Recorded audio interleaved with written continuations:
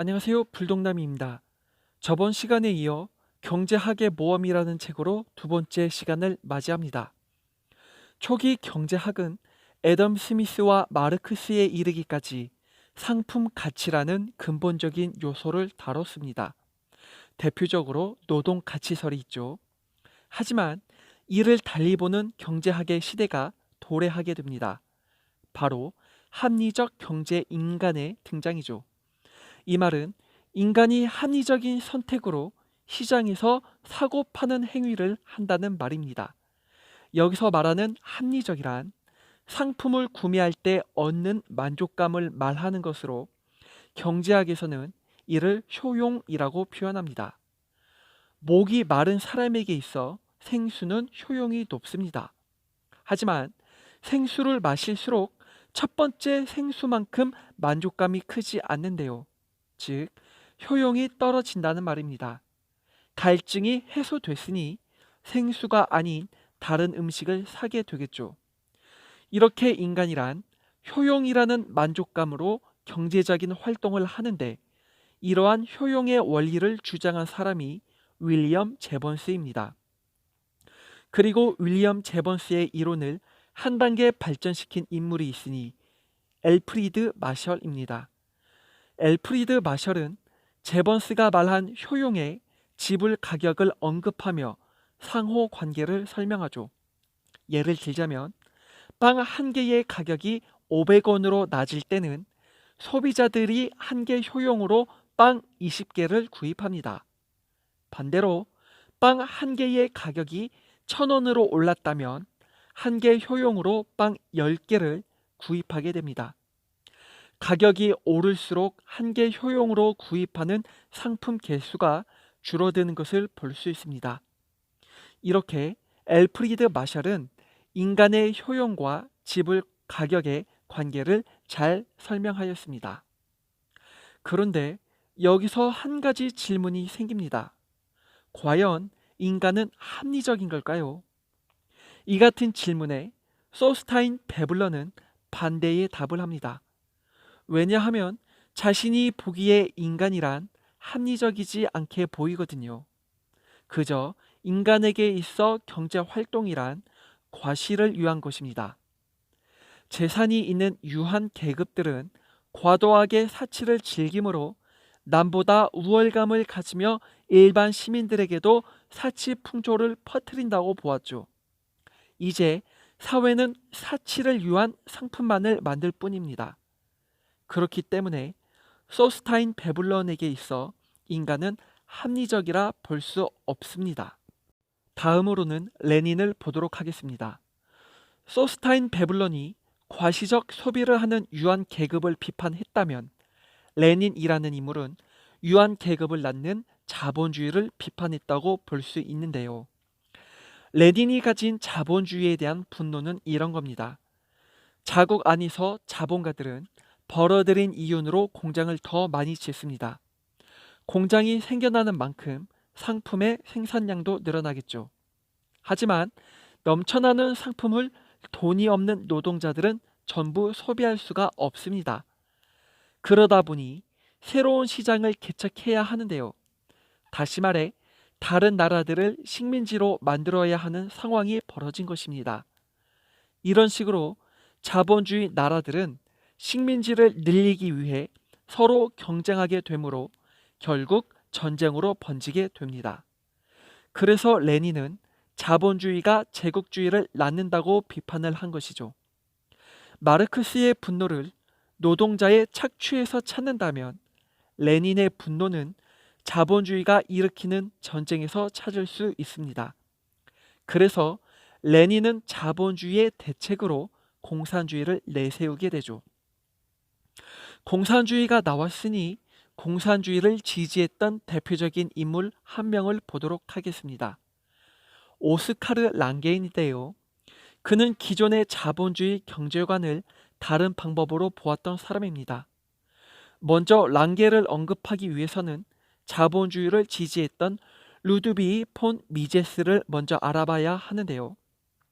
미제스는 공산주의가 몰락할 수밖에 없는 이유로 가격이라는 신호를 내세웠습니다.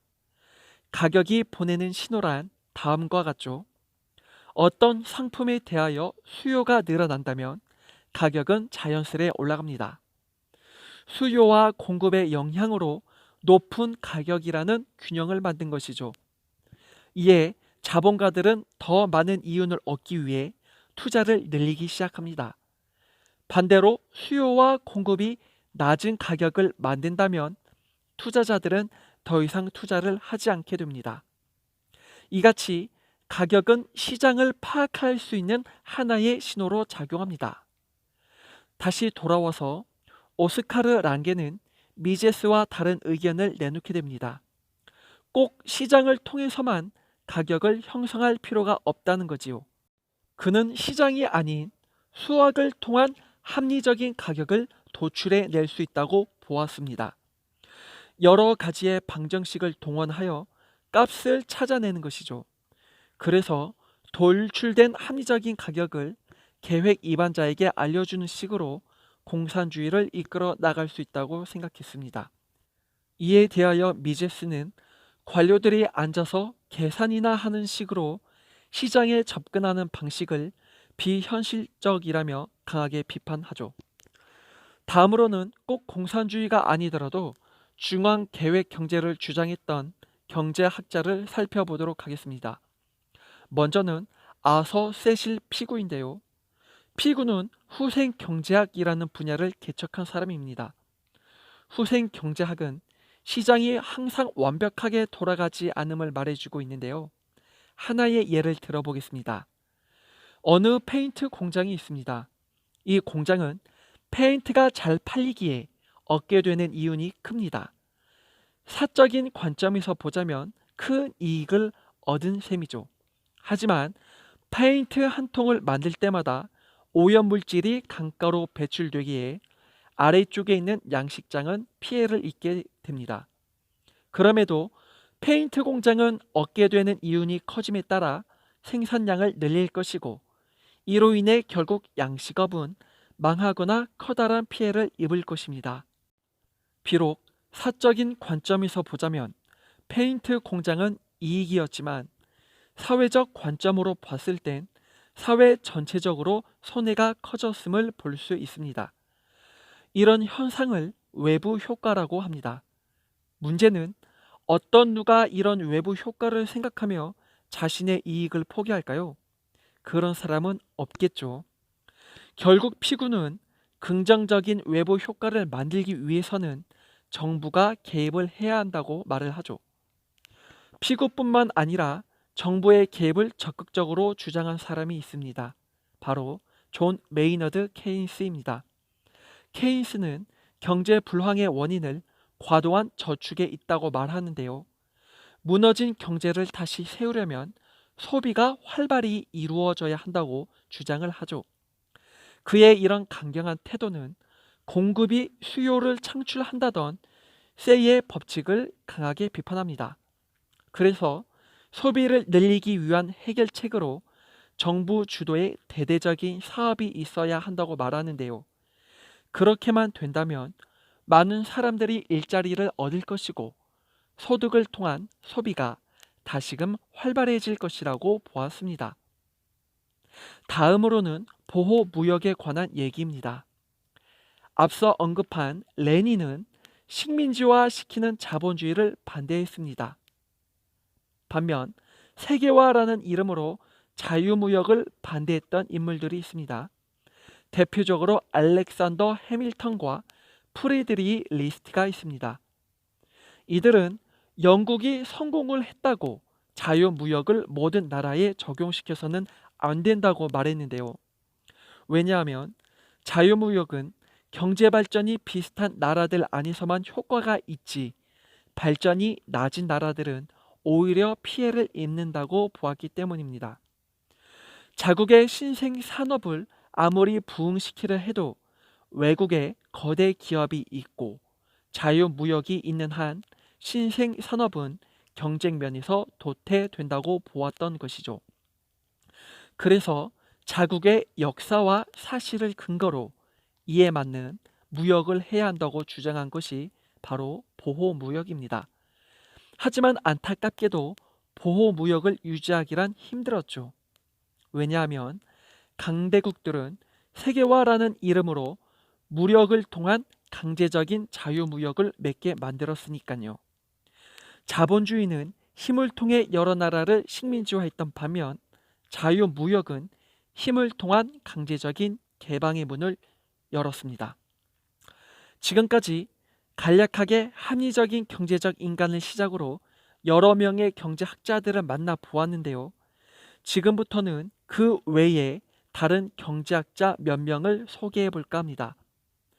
마르크스와 소스타인 베블러는 자본가를 골칫거리로 보았습니다. 자본가는 착취를 하는 주체이자 과시적 소비를 하는 유한 계급인 것이기 때문이죠. 이 시대로 따지면 자본가란 곧 기업가라 할 수 있습니다. 하지만 기업가를 찬양하는 경제학자도 있었는데요. 누구냐면 조지프 슌페터입니다. 슌페터는 기업가가 있기에 혁신적 기술의 발전이 있었다고 말하는데요. 지금까지의 경제학은 이미 알고 있는 상품들을 공급과 수요의 측면에서 설명만 했지 기업가의 혁신과 새로운 상품의 발명과 같은 언급은 없었습니다. 하지만 슌페터는 기업가의 혁신이라는 요소를 언급하므로 경제학은 더 이상 정지가 아닌 움직이는 것이라고 말했죠. 여기서 말하는 기업가의 혁신은 창조적 파괴와 연관이 있습니다. 기업가의 혁신으로 창조적인 기술이 개발되었고 이로 인해 낡은 기술은 파괴되었다는 말이죠. 이렇게 조지프 슌페터는 기업가에 대한 긍정적인 견해를 가졌고 더욱이 기업가의 독점 역시도 옳다고 보았죠. 이상으로 지금까지 경제학의 모험 두 번째 챕터를 보았습니다. 다음 시간에는 세 번째 챕터로 유익한 내용을 가지고 돌아오도록 하겠습니다. 지금까지 시청해 주셔서 감사합니다.